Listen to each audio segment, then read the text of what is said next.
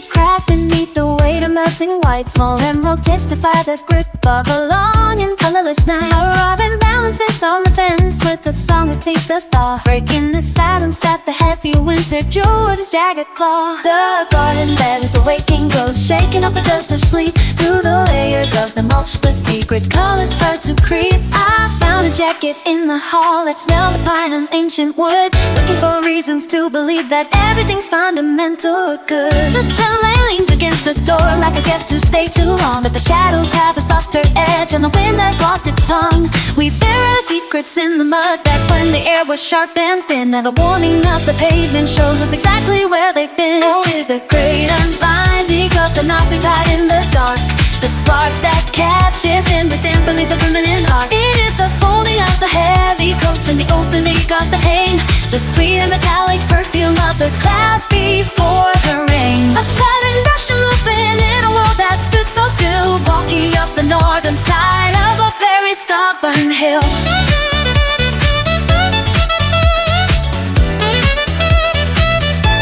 The clock is ticking faster now to catch the extra hour of light. The moon is just a pale suggestion, fading into blue and bright. Forget the preservation of the things that had to freeze and die. There is a riot in the roots beneath the wide and beacon sky. The rivers run with silver rages, they swallow up the mountain peaks. The language of the season is the only one the valleys speak. I see you standing by the gate with your sleeve rolled to the wrist. Everything that we endured is dissolved within this morning mist. The heavy boots are left behind for the lightness of the gravel track, moving toward the center of the wheel and never looking back. The sap is rising through the veins like the willow and the oak.